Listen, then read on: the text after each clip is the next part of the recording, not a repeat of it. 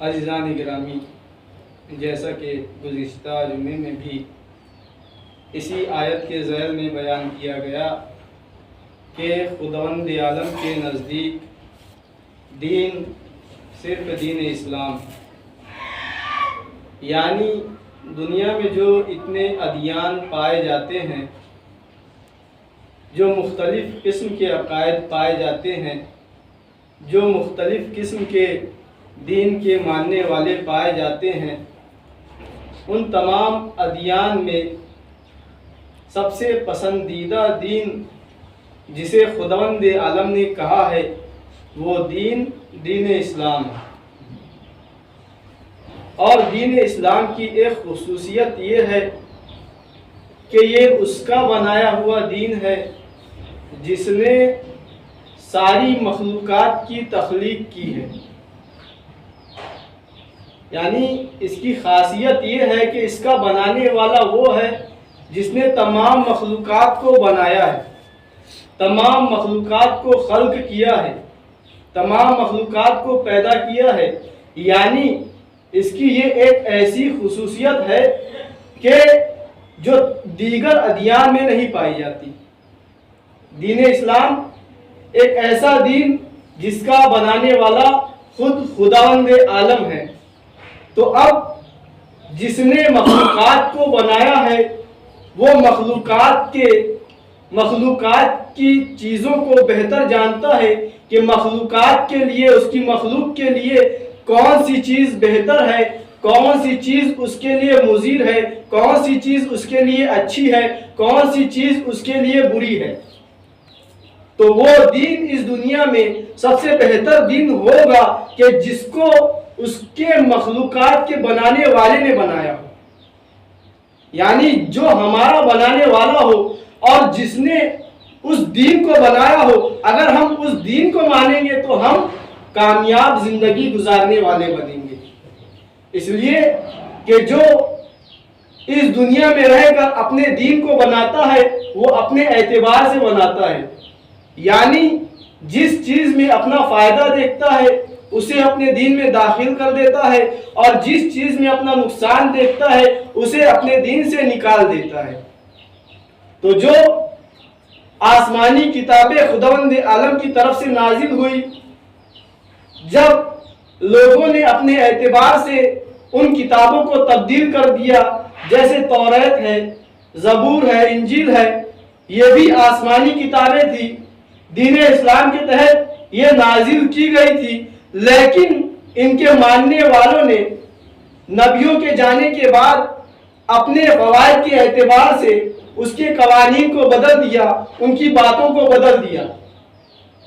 تو اب یہ کتابیں آسمانی تو ضرور تھی لیکن اس میں تحریف کر دی گئی۔ تو خداوند عالم نے ایک اور کتاب کو نازل کیا جس کا نام ہے قرآن مجید۔ جب ہمارے نبی حضرت محمد صلی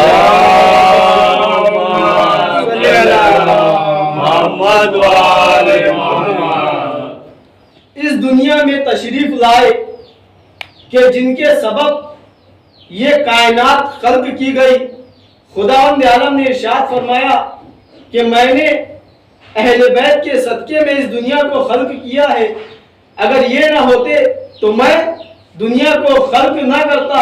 جب حضور اکرم اس دنیا میں آئے تو خداوند عالم نے ایک اور کتاب نازل کی جس کا نام ہے قرآن مجید، اور قرآن مجید کو نازل کر کے ارشاد فرما دیا اِنَّا نَحْنُ نَزَّلْنَا الذِّكْرَ وَإِنَّا لَهُ لَحَافِظُونَ، کہ ہم نے ہی اس ذکر کو نازل کیا ہے اور ہم ہی اس کی حفاظت کرنے والے ہیں۔ صلوات پڑھیں۔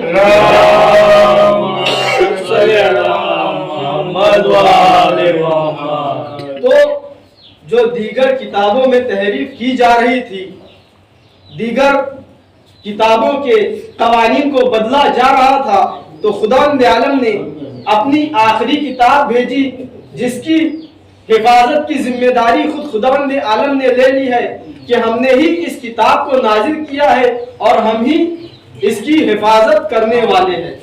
تو اب جو دین اسلام ہے وہ پائیدار ہو گیا اور مضبوط ہو گیا۔ ابھی تک تو دین اسلام مکمل نہیں تھا، لیکن جب خداوند عالم نے اس کی حفاظت کی ذمہ داری لے لی ہے، اب اس دن میں تحریف نہیں ہو سکتی، اب اس دن کے قوانین کو بدلا نہیں جا سکتا۔ تو ابھی یہ دین اسلام مکمل نہیں ہوا، لیکن مکمل کب ہوا؟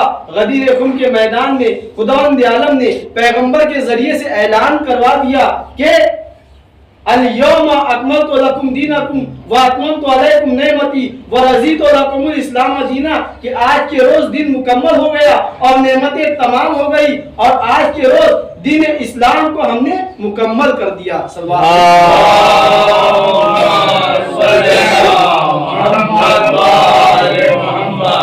یعنی دین اسلام جب جناب آدم آئے تب سے تھا، لیکن پسندیدہ نہیں تھا، اس لیے کہ خداوند عالم جانتا تھا جناب آدم چلے جائیں گے تو کتاب میں تحریف ہو جائے گی، جناب موسیٰ چلے جائیں گے کتاب میں تحریف ہو جائے گی، جناب عیسیٰ چلے جائیں گے کتاب میں تحریف ہو جائے گی۔ اس لیے خداوند عالم نے اس وقت پسندیدہ دن نہیں کہا تھا۔ کب کہا پسندیدہ دن؟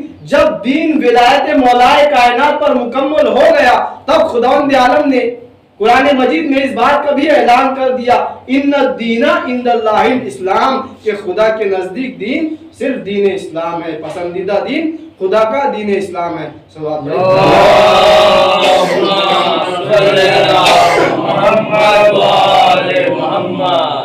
تو عزیزان گرامی، خداوند عالم نے اس دین کو اپنا پسندیدہ دین کہا اور اس کی حفاظت کی ذمہ داری خود لے لی ہے۔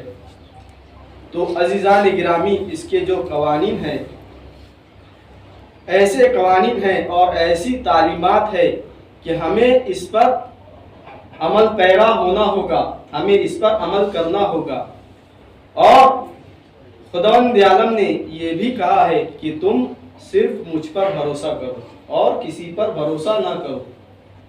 یعنی دین اسلام کے جو ماننے والے ہیں، جو دین اسلام کے پیروکار ہیں، ان کا یہ عمل ہونا چاہیے کہ انہیں ہر وقت توکل الی اللہ رکھنا چاہیے، یعنی خداوند عالم کی ذات پر بھروسہ رکھنا چاہیے۔ یعنی جب ہم کسی مصیبت میں مبتلا ہو تو ہماری سب سے پہلی جو مدد کی گہار ہے، جو مدد کی درخواست ہے، وہ خداوند عالم کی جانب ہونی چاہیے۔ جب ہم سب کو بلا کر اپنی مصیبت میں خداوند عالم کو یاد کرتے ہیں تو وہ ہماری غیب سے مدد کرتا ہے۔ جناب یوسف علیہ السلام کے جن کا واقعہ قرآن میں نقل ہے، جب آپ قید خانے میں تھے تو اس وقت آپ قید خانے میں تبلیغ دین کر رہے تھے، دین خدا کی تبلیغ کر رہے تھے، تو خداوند عالم نے آپ کو تعبیر خواب کا علم دیا۔ یعنی یہ تعبیر خواب کا علم کس کی جانب سے؟ خداوند عالم کی جانب سے۔ تو اس وقت دو نئے قیدی آئے جنہوں نے خواب میں دیکھا اور اپنے خواب کو جناب یوسف علیہ السلام سے بیان کرتے ہیں کہ ہم نے خواب دیکھا ہے، کہ ایک شخص کہتا ہے میں نے خواب دیکھا ہے کہ میں ایک جام نوش فرما رہا ہوں، اور دوسرا قیدی اپنا خواب بیان کرتا ہے کہ میں نے دیکھا ہے کہ ایک ٹوکری ہے جس میں سے پرندے روٹیاں کھا رہے ہیں۔ اس خواب کی تعبیر کیا ہے؟ جناب یوسف علیہ السلام کہتے ہیں کہ میں شام کے کھانے سے پہلے آپ کو اس خواب کی تعبیر بتا دوں گا۔ اب دیکھیے خداوند عالم کی اپنی تبلیغ، خداوند عالم اپنے دین کی تبلیغ نبیوں سے کس طرح سے کرواتا ہے، انہیں معجزات عطا کرتا ہے تاکہ ان کی حقانیت کی دلیل لوگوں کے سامنے پیش ہو جائے۔ اب نبی خدا ہے، تعبیر خواب بیان کرتے ہیں، جس نے یہ خواب دیکھا تھا کہ ٹوکری سے پرندے روٹیاں کھا رہے ہیں تو اس سے کہتے ہیں تجھے صلیب پر لٹکایا جائے گا اور تیرے بھیجے کو پرندے کھا جائیں گے۔ تو وہ کھلکھلا کے ہنسنے لگا اور کہتا ہے، موت سے خوفزدہ ہو جاتا ہے، کہتا ہے میں نے تو ایسا کوئی خواب دیکھا ہی نہیں۔ اور کہتا ہے پیغمبر خدا کہتے ہیں، نبی خدا کہتے ہیں کہ بھلا اگر تو ایسا کہہ رہا ہے، اگر تیرا خواب جھوٹا ہی صحیح، لیکن جو میں نے کہہ دیا، نبی خدا نے جو کہہ دیا اب ویسا ہی ہوگا۔ نبی خدا جانتے تھے کیا ہونے والا ہے۔ اور جو دوسرا شخص تھا جس نے خواب دیکھا تھا کہ میں ایک جام نوش فرما رہا ہوں، تو اس سے کہتے ہیں تجھے رہائی ملے گی اور تو بادشاہ کا تو وہ صدا پڑھے محمد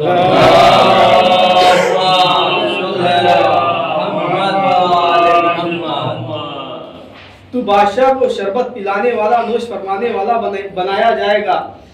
تو ایسا ہی ہوتا ہے۔ لیکن جب نبی خدا اس دوسرے شخص سے کہتے ہیں کہ تو رہا ہو جائے گا، تو اس سے کہتے ہیں کہ دیکھ تو جب بادشاہ کے پاس جانا تو اس سے میری رہائی کی بات کرنا، میرا ذکر ان سے کرنا۔ اب دیکھیے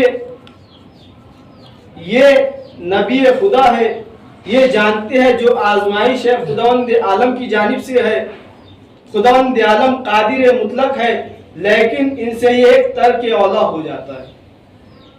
جب ان سے یہ ترک اولا ہوا، یعنی جو انہوں نے غیر خدا سے مدد کی گہار لگائی، تو یہ ادا خداوند عالم کو پسند نہیں آئی۔ تو خداوند عالم وہی کرتا ہے کہ اے عیسیٰ، تم جب بچے تھے تمہیں کس نے خواب دکھایا؟ تو جناب یوسف علیہ السلام کہتے ہیں کہ خدایا تو نے، آواز قدرت آتی ہے کہ اے یوسف، تمہارے باپ جناب یعقوب کے دل میں تمہاری محبت کس نے ڈالی؟ تو جناب یوسف کہتے ہیں خدایا تو نے۔ آواز قدرت آتی ہے کہ اے یوسف، جب تمہارے بھائیوں نے تمہیں کنویں میں ڈال دیا تو تمہیں رہائی کی دعا تعلیم کرنے والا کون تھا؟ تو جناب یوسف جواب دیتے ہیں خدایا تو ہی تھا۔ تو آواز قدرت آتی ہے اے یوسف، اس صحرا میں قافلے کو بھیجنے والا کون تھا؟ جناب یوسف جواب دیتے ہیں خدایا تو۔ جناب یوسف کو آواز آتی ہے کہ تمہیں عزیز مصر تک پہنچانے والا کون تھا؟ خدایا تو۔ جناب یوسف کو آواز آتی ہے کہ عزیز مصر کی بیوی کے شر سے بچانے والا اور مصر کے جو عورتیں تھی ان کے شر سے بچانے والا کون تھا؟ تو آواز جناب یوسف جواب دیتے ہیں خدایا تو۔ تو جناب یوسف کو آواز آتی ہے کہ اے یوسف، جب تم یہ جانتے ہو کہ ہر چیز پہ میں قدرت رکھتا ہوں تو پھر تم نے یہ مدد کی گہار غیر خدا سے کیوں لگائی؟ اب تمہیں یہاں 7 سال اور قید میں کاٹنے ہوں گے، یہی تمہاری سزا ہے، یہی تمہاری آزمائش ہے۔ تو معلوم ہوا کہ خداوند عالم ہر چیز پر قدرت رکھتا ہے، ہر چیز پر قادر ہے۔ اور جب بنیامین کو جناب یوسف علیہ السلام نے اپنے پاس رکھ لیا تو جناب یعقوب علیہ السلام نے بھی جناب یوسف علیہ السلام کو خط لکھا۔ انہیں معلوم نہیں تھا کہ جو عزیز مصر بن چکے ہیں وہ میرا بیٹا ہی ہے۔ وہ خط لکھتے ہیں کہ ہم مصیبت میں گرفتار ہے، میرا ایک بیٹا بچپن میں کھو چکا ہے، میں اس کے غم میں مبتلا ہوں، اور یہ آپ نے مجھے دوسرا غم دے دیا کہ میرے بیٹے کو اپنے پاس رکھ لیا ہے، میرے بیٹوں کو چھوڑ دو۔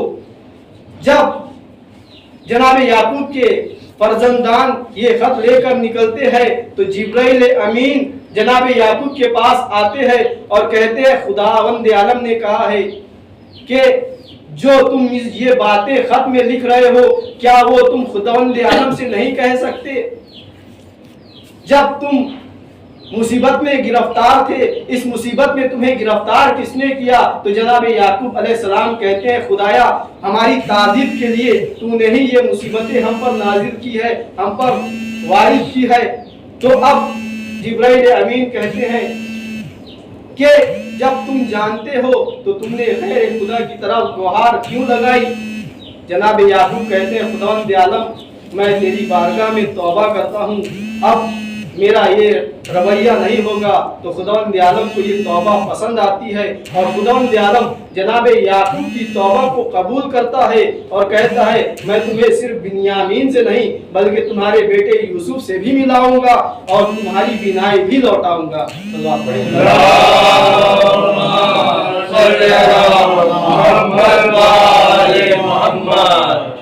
عزیزان گرامی، جب بھی ہم مصیبتوں میں مبتلا ہو تو ہماری سب سے پہلی گہار خداوند عالم کی جانب ہونا چاہیے، یعنی ہم اپنی حاجتوں کو طلب کریں تو خداوند عالم کی بارگاہ میں طلب کریں، اور جس راہ کو جس طریقے کو خداوند عالم نے اختیار کرنے کے لیے کہا ہے اس طریقے سے خداوند عالم کی بارگاہ میں ہم اپنی حاجتوں کو طلب کریں۔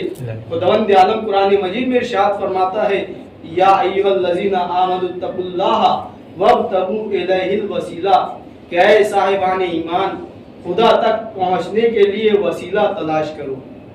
تو عزیزان گرامی، بعض روایتوں میں ملتا ہے جو جناب آدم علیہ السلام کی توبہ قبول ہوئی ہے انہی پنجتن کے وسیلے سے ہوئی ہے، جو جناب یوسف علیہ السلام کو نجات ملی ہے انہی پنجتن کے وسیلے سے ملی ہے، جو جناب یعقوب علیہ السلام اپنے فرزندوں سے مل پائے ہیں تو انہی پنجتن کے وسیلے سے مل پائے ہیں۔ کیوں؟ اس لیے کہ خداوند عالم نے پنجتن کے صدقے میں اس دنیا کو خلق کیا ہے، اگر یہ نہ ہوتے تو اس دنیا کا وجود نہ ہوتا۔ جیسا کہ امام جعفر صادق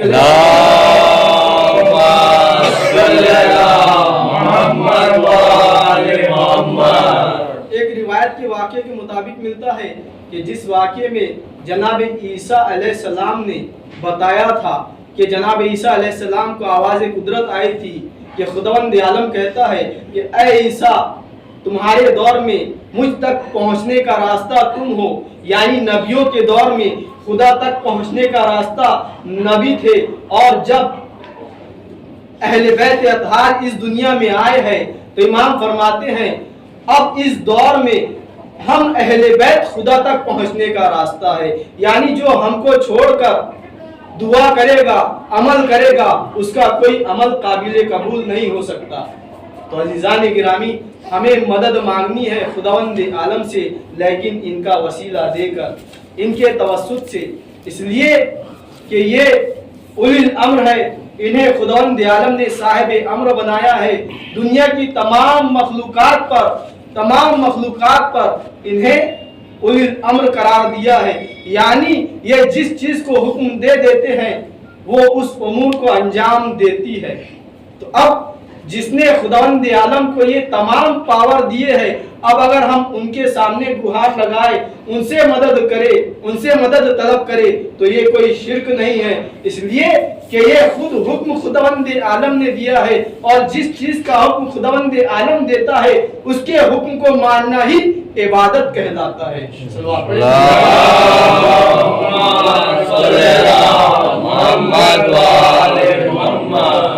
تو جو ہم مدد طلب کرتے ہیں اماموں سے تو ایسا نہیں ہے کہ ہم شرک کر رہے ہیں، نہیں، بلکہ خود خداوند عالم نے انہیں یہ اختیارات دیے ہیں کہ اگر ہم ان سے طلب کریں تو ان سے طلب کرنا گویا یہ کہ خداوند عالم سے طلب کرنا ہے، تو ان سے طلب کرنا شرک نہیں کہلاتا بلکہ عین عبادت کہلاتا ہے۔